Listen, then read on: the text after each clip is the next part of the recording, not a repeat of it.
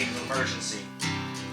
I say with certainty, what's facing this nation is greatly concerning me.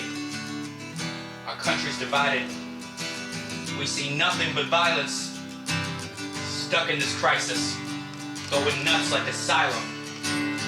Don't take a genius to see that we're lost as a people. Stuck in the fog, it's getting harder to see through. All that we want is to get along and be peaceful, but it seems impossible because we're surrounded by evil in a country where everybody's been thought to be equal.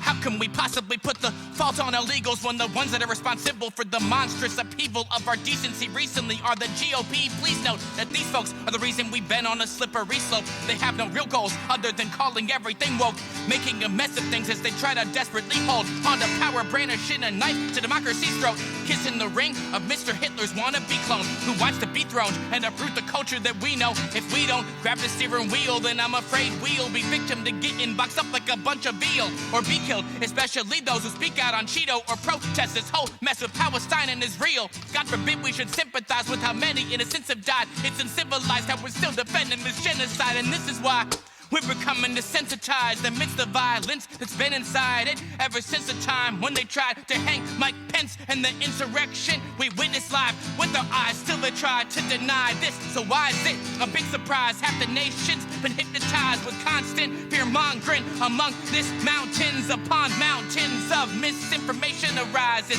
Like migrants with brown skin start popping up by the thousands, and barging guards just throw their towels and shouting, y'all win. Have some common sense, it's nonsense.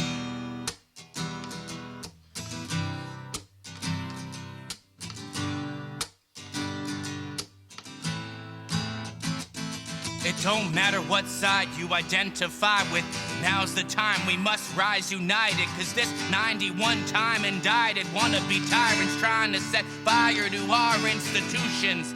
The second he moves in, tell me, what in the heck do we do then? Cause this time he's got him a blueprint of the atrocities he will be following through with, like letting Ukraine fall to Putin, rewriting history, causing confusion, indoctrinating all of our school kids with Christianity, planning to keep them stupid so they won't ever know what the truth is. And these fascist, theocratic excuses for humans that are especially putrid use him just to commence their movement, spreading lies to defend a guy with Jeffrey Epstein ties while they weaponize everything from women's rights to the gender fight.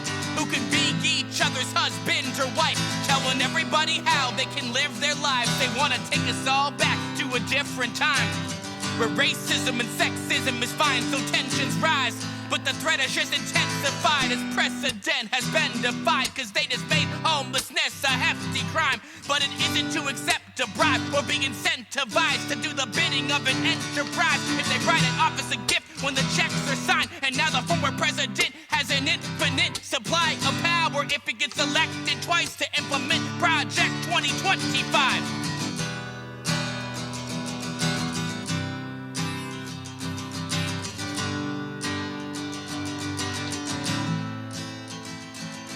You might feel as if you don't have a voice and you'd rather be destroyed by an asteroid, but we don't have the choice to be indifferent, cause this is the decision on which our freedom hinges. You think it's both sides, you're in need of a reconfigured corruption and government Republicans breathe and live it. That's not to say the system doesn't need some fixing, but we can't do a thing if a regime commences. And all of these religious freaks and bigots end up with every single thing they're wishing as they begin to bludgeon our citizens into a deep depression. And I don't mean making a living, I mean a complete submission. How is it that this can even be debated when you're facing is graver than we've seen in ages? And if it seems outrageous, just remember this: history is watching this November 5th.